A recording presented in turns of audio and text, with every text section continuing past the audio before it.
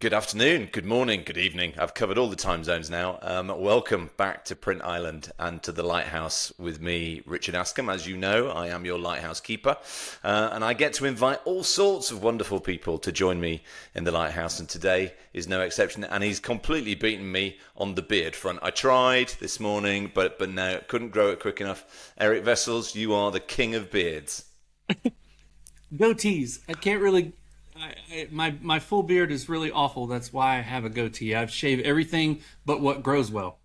Okay. Oh, okay. Well, in that case, my ears do quite well, and my nose is quite useful. I won't talk about other areas, but We're as you can see, Rich. there's not a lot left. Rich. We're at the nose and ear trimming stage of our lives. I, We I, are. I was in a barber chair, and the lady's like, "You want me to trim your ears?" And I'm like, "Son of a ma, I guess so." Yeah, I actually remember. I don't know how we've got onto this, but I remember the day, similar situation, and the young lady said to me, "Would you like me to do your eyebrows?" I went, "I'm not my father," and so yeah, Eyebrows, also eyebrows. yeah. What There a you way to go. lead a podcast: ear and eyebrow trimming. I said there Love was this. no script, and I I wasn't love lying. this So already. I love it so much. listen, thank you for joining me on the You Lighthouse today. I'm down in the basement today at the Lighthouse, so because we're having the light replaced at the top because there's so much to see now in the print industry, Eric, that we need a brighter light to shine on it. So thank There you for really joining is. me here down in the basement, and let's just take the viewer and the listener back to who you are, why you are, what you are. Give us that 30-second flyby of Eric Vessels before, during, and after the goatee. Sure. So, before goatee, that's been a while. So, Eric Vessels, I am the current Chief Experience Officer at Taktiful, Taktiful Software Solutions. I've been in that role. I'm in my second year of that role. Prior to that, the majority of the people in the industry know me as one of the founders and a longtime president and CEO of What They Think, which is I was in that role for about 24 years. And What They Think, obviously, as a lot of people know, is one of the leading media, uh, industry media sites and research, and was my baby for a really long time. And so, yeah, when that came to an end, we sold What They Think to the Association of Printing Technologies, and my business partner and I worked in that role, worked in our same roles for about 2 years, and then parted ways. And Adam DeWitt's my best friend, dear friend, just amazing human, is still over at What They Think, cranking it out. Kevin Abergel and I became really good friends. He is from MGI fame. His family started MGI, the digital embellishment wave, in about 2008. And when Konica Minolta bought, I think 40% or so of that, he decided to exit and start Taktiful. And so when I left What They Think, he's like, "Bro, want to work with me?" And I'm like, what the heck would I do?" And he's like, "I don't know. Let's think of a cool title." He's like, "How about Chief Experience Officer?" I'm like, "Ooh, I kind of like that." Ooh, So yeah, that sounds good. I've been about 2 years now, Rich, really evangelizing digital print embellishment. I lead the training program, which is the division we call Tactical. And I've got to say, I'm just having a lot of fun. The side of our industry that interfaces with designers and progressive printers is so energetic and so amazing. I've learned a lot. Obviously, coming from the media background, I was not an expert in really anything. I had I had over 2 decade general knowledge because I watched the news flow come in daily for years. So I'm learning a lot and also teaching a lot, which is one of my passions at this stage of my career. Is the goatee's getting more gray. I'm like, how can I give back? How can I help? How can I nurture this thing called the printing industry that we've all really come to love and adore? So that's way longer than 30 seconds. But one thing you'll know about me, I'm verbose as all get out. Like you have to actually go, "Stop talking." And do you know what? The nice thing is the grey hair is now how you measure wisdom. So on that Thank you. basis, You know what? Thank you. And I noticed that you also said something at the intro. We get to talk to a lot of really wonderful people or whatever, and I'm yeah, glad I'm in that interesting. Nice. category. You absolutely are, and it's a surprise to me actually that we haven't done this sooner. I know you're busy, but I also know you understand what it is that we're trying to do with Print Island, and rather than create another media, because the world doesn't need another media, but what it potentially needed was an aggregator. And our goal here on Print Island is to become Spotify for print, effectively. And so Nice. whenever anybody wants to learn anything, Spotify, whatever music you like, go find it. Print Island, whatever you want to learn about the print industry, go find it, because it will be somewhere on the island. I love that. And I oh, go ahead. No, I was just going to say, you are one of the inspirations behind that, because with what they think being such a leading part of the storytelling about the industry, those stories deserve to be told beyond the industry, and that's kind of where we started from. Well, I will just say, I thank you for that. Like, I humbled beyond belief to have inspired something, but it's really nice to hear. I get inspired myself, right? So it's like I view it as just like a swirl of inspiration. But I have noticed you guys, and one of the things about doing something like that is to sort of make that buzz, make that splash, have a strong brand identity, get people going, what are those guys doing? And I've thought that several times about Print Island. Print Island, what's going on there? Right? So that is the discovery, and I am going to I'm definitely going to follow what you guys do a little bit closer and make that be sort of part of my day and part of my week. So I love that energy of like, let's aggregate, put our arms around kind of, I think what our industry needs more of today than anything, and this may go for the world, to be honest, is community. I think, and we've done that with digital print embellishment. We launched recently something called the Tactisphere, which is a community of people, designers, brands, printers, OEMs, who are all talking about digital print embellishment, and learning and teaching. It's a community that's teaching one another, which is one of the best things to just sit back and watch, right? And I'm sure the same goes for Print Island. It's nice to just sit back and watch that thing run. I had the same feeling about what they think, and I have it even more today because I'm not involved in it, but the machine's still running. Like it's like hell yeah. Like that's what we call legacy. But yeah, I think we need more community because digital really sort of took over, and I think kind of as we saw the consolidation, and believe me, I followed it month in, month out, less print shops, less volume, blah, blah, blah, following all the government data. And we would all just, right? So we were kind of down as a community. But one thing I'm seeing is like we're plugging into one another more, like post COVID. People are yearning for community. People are yearning for connection. And I think that's what we need more and more. So any effort along that front is really going to get my full throated support for sure. No, that's great to hear, and I agree with you. Although it does bring with it a degree of risk, and one of the elements, one of the things that I first started when I first started talking about Print Island nearly 10 years ago, and I used it as a metaphor in a speech that I did at a print show in Brussels, that the industry lives on an island.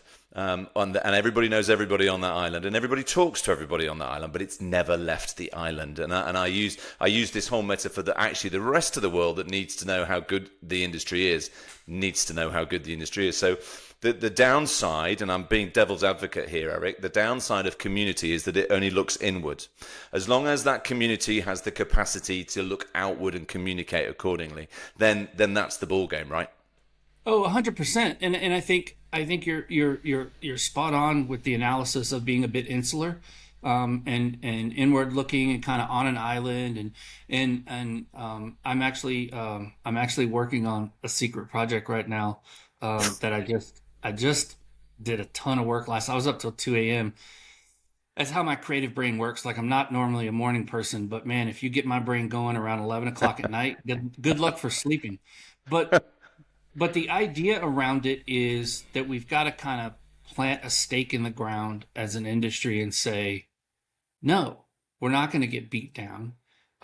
Print is valuable. Print is tactile.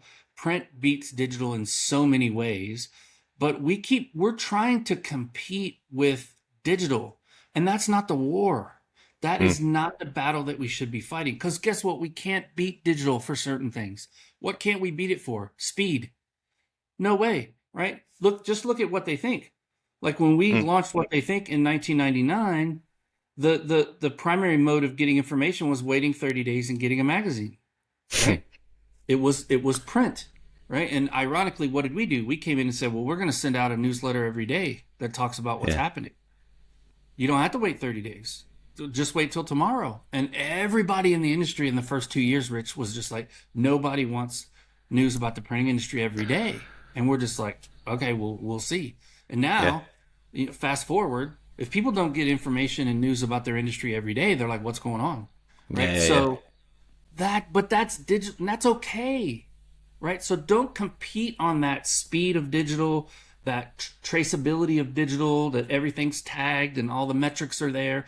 Don't compete with that. Let digital be digital, right? But what does print do really, really effing well? It emotes. It's touchable. It's tactile. There's a psychological reaction to it. And at Taktiful, we talk about the psychology of haptics, and we do deep dives into it and make people understand you're adding digital embellishment. It's not a specialty finish. It's not. It's a game changer. It's a differentiator. It's something that sets you apart from everybody else who's throwing ink on paper with CMYK. Now, there's nothing wrong with throwing ink on paper. We do it really freaking well. And it has an application, right? It's all about dialing in the right application for the right moment at the right time. And so you're spot on. I think we've got to get people from outside of the industry to understand that. We've got to start championing it. We got to stop apologizing for print and start evangelizing where it works really well, and surrender the battles that we lost, which is digital for speed and efficiency. And the internet, it changed the game. And AI is going to, guess what?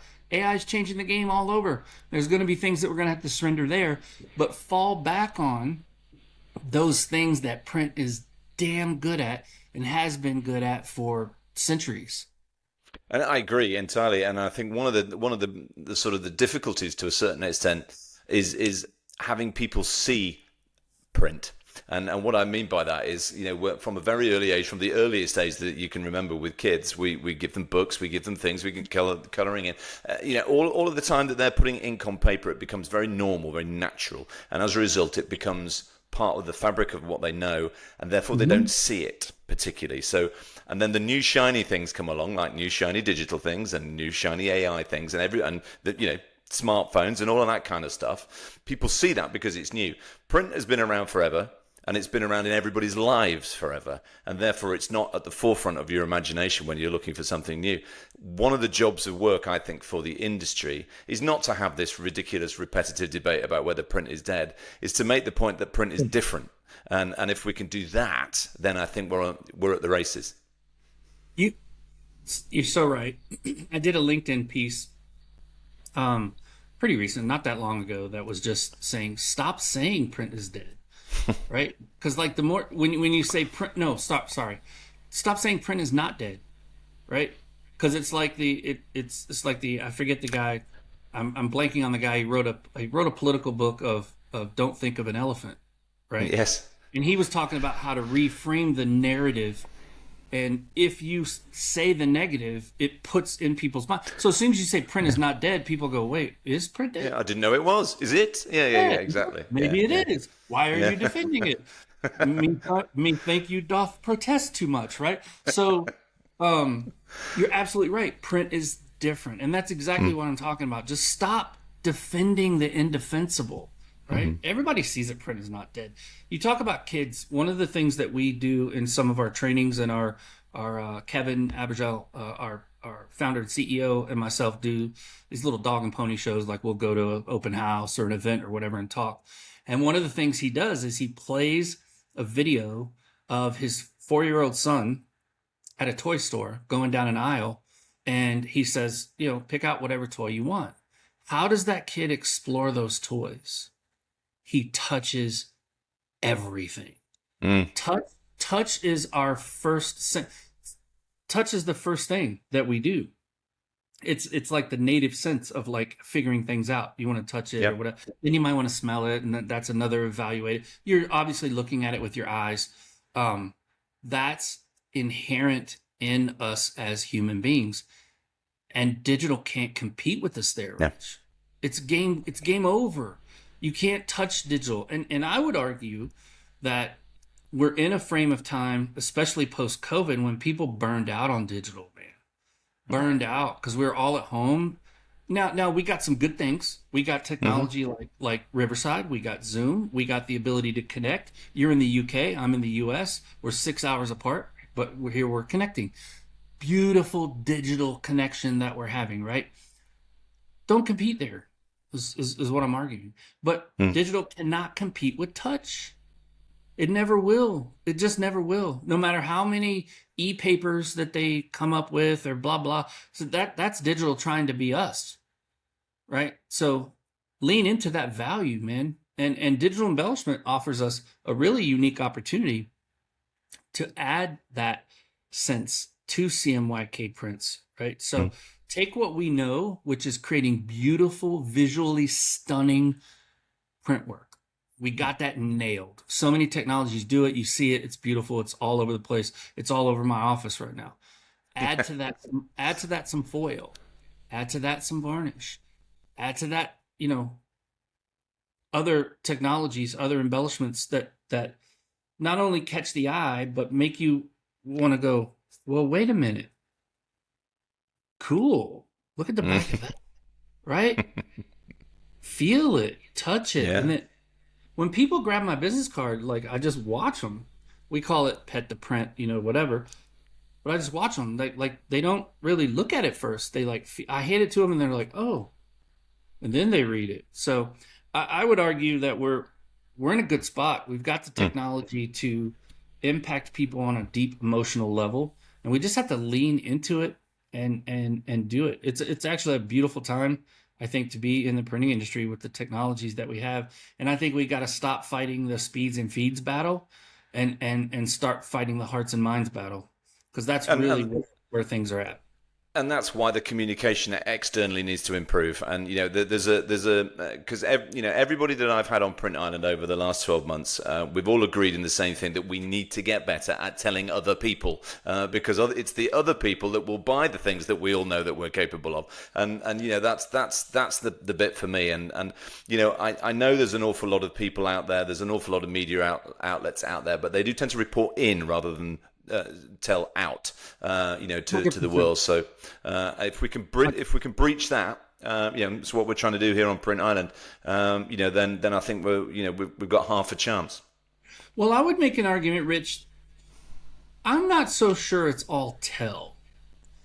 I think we need to show. Yeah, agreed. I think where we need to be is we need to show, right? Because if you put and we tell this to printers all the time who have both, normal CMYK technology, whether it's digital offset, whatever, and they also have some embellishment capability with varnish or foils or whatever. Always print like two-sided samples, Mm. right? And just hand it to them. Mm. You don't have to say a word, because they're going to figure it out. Oh, this side is just looks really beautiful, but man, this side I can feel it. Right? What is that? How do I get that? Right? Conversation over. If you hand that to a bride that's about to get married and she's got, her wedding invites are beautiful, nice, and printed, but the next one has silver foil and a little bit of varnish on the flowers, a little bit of tactile, she's gonna go, Mm. ooh, Mm. I want those. And guess what question she's not asking you? Go on. How much does it cost? Yeah, quite exactly. And if it starts with how much does it cost, it's the wrong conversation, isn't it? Because she doesn't care. She doesn't care how much it costs. She says to her fiance, "Those are the ones," and he gets out the checkbook. It's game Yes. over. It's Yeah, just it's that's just right. game over. So I It's, think, but we're on the same page in terms of that outreach to yeah. how do we reach people with what we can do and Mm. then show them. And Yeah. and with embellishment, man, it's just a matter. Talk to any printer who's having success, and they're just like, get it in their hands.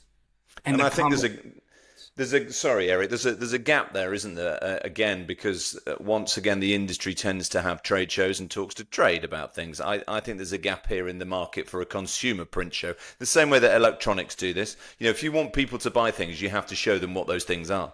And I've been banging on about this for the best part of a year, that I think there's a time now for a consumer print show. Whether anybody's brave enough to do it, because I'm sure that would not necessarily make a load of money, but it might grow the industry. If we call it marketing, it might grow the industry. But Rich, let's think about this. Why not do both? Why not do both? Invite consumers and make them feel welcome to an industry trade show, right? Have them walk by the Konica Minolta booth and see what an Acurio Shine can do. Have them walk by the Scandicor booth and see what that technology can do, and the sleeking and what's available. And it's like, oh wow, and get them to ask for it, right? Invite them to the party, man. We did this really, and you're giving me you're actually giving me a good idea. I don't know if I should say it publicly. I guess I should. So, we did this really cool thing at Printing United Expo last year, and I think we're going to repeat it again, is we did a digital embellishment technology tour. And we took attendees through all of the different technologies. We took them to KM, we took them to Scodex, we took them even to some of the wide format guys, Swiss Qprint, Roland, Scandicor, Sharp, Xerox, Fujifilm. I'm probably forgetting some, and I apologize for not having exhausted. There was 10 of them. But other OEMs are available, ladies and gentlemen. So other OEMs are available. Yeah, I think we got to cap it at 10 because to get around that many in the time. But anyway, they had headsets on, and that's actually a paddle that we held up walking around so people could find where the tours were. It created quite the buzz. But it was mostly printers who were checking out the print technology. What if we had consumers who were like, let's show you what print can do?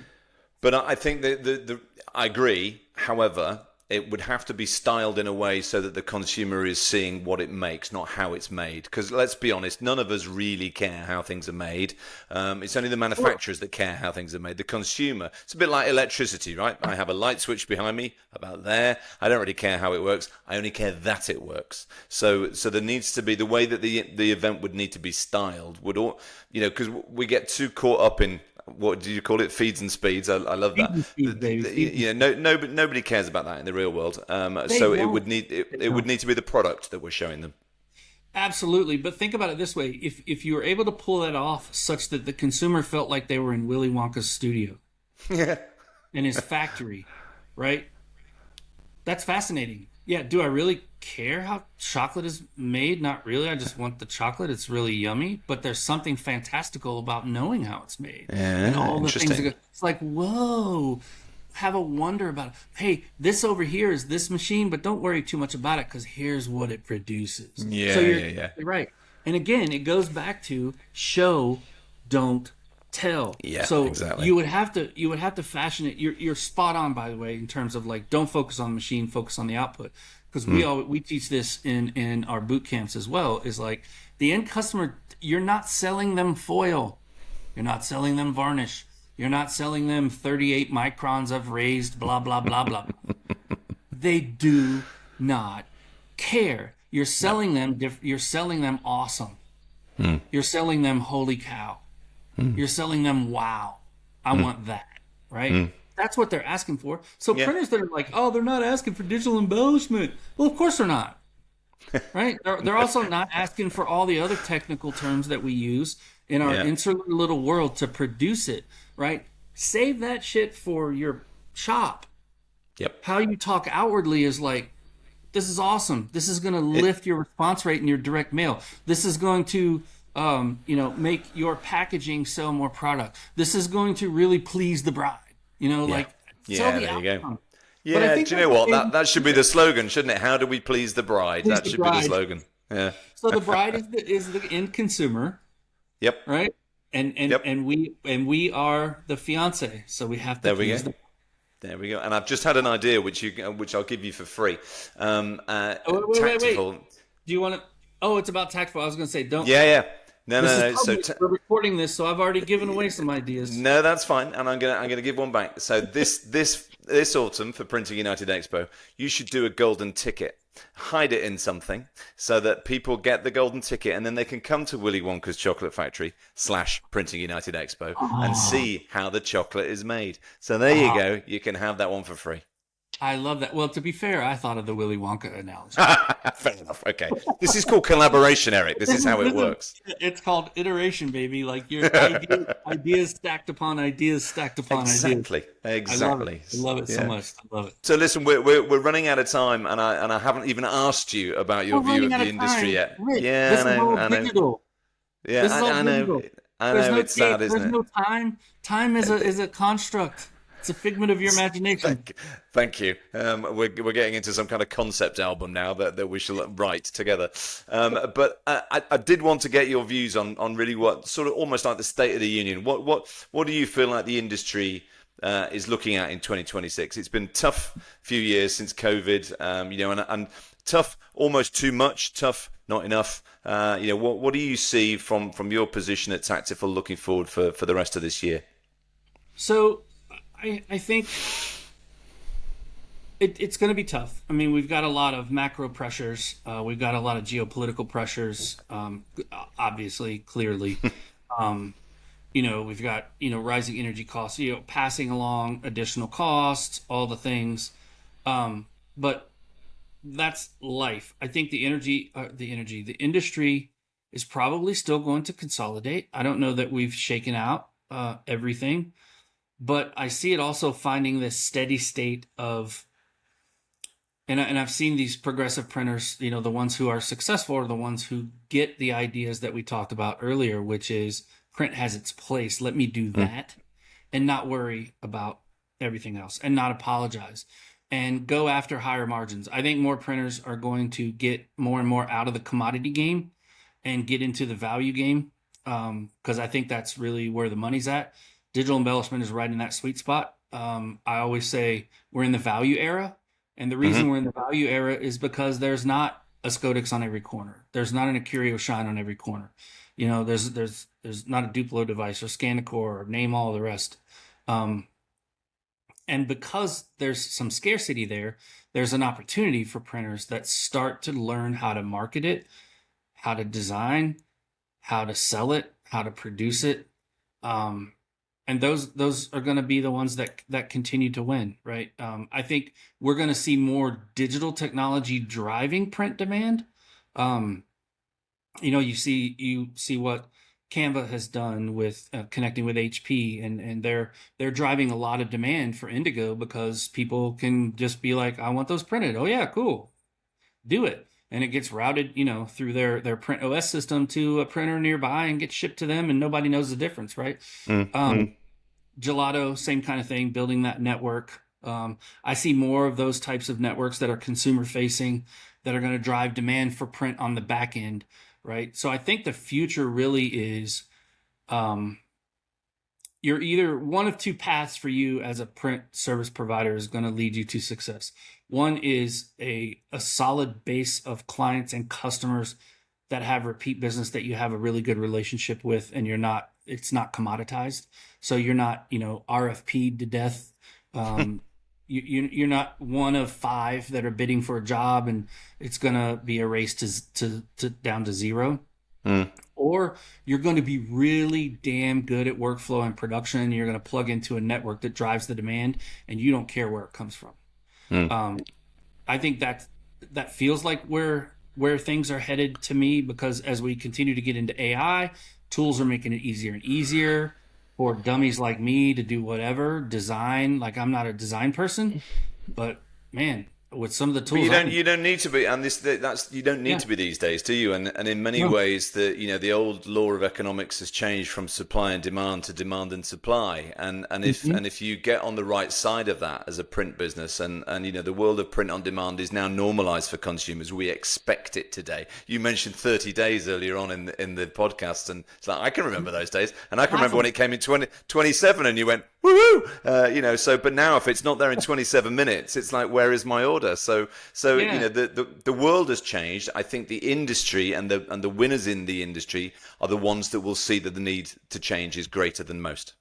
100%. And I call that, it's the Amazonification, right? Like Yeah. Amazon did that to us, better or worse, right? Mm, mm. But where there's challenge, where there's like where when something like flips your apple cart over, there's always opportunity, right? Oh, now you have an empty cart, maybe you can carry watermelons or whatever the case, So I think we're going to still see consolidation because there's still a lot of inefficiencies in the industry. There's still a lot of printers that are just slinging ink and doing the commodity game. But there are a lot of them that are getting out of that. And we're really trying to teach them and raise the bar to understand that print is unique. Print is different. I think that needs to be, I might have put that on a t-shirt. Print is different. Actually, we have a store in the Tactisphere. That might end up there on there tomorrow. Um, Excellent. I think that's it, Rich, is like we've got to understand that we are in custody of something that is really, really special and differentiated from digital, and we need to fear not, brother. We just need to charge on. I like that. Wise words. That's And another from a that's another mount. piece. Fear not, Yeah, it charge on. is. Yeah, well, we should get into the t-shirt business quite clearly. And obviously the wisdom that we talked about earlier on is there for all to see. And it's been an absolute pleasure to talk to you about ear hair and nose hair and beards and other stuff. But for now, All the Eric things. Vessels, thank you for joining me on Print Island. Rich, so happy to be a guest and look forward to maybe have you on Tactical Tuesday someday. Look forward to it. Take care. Thanks, brother.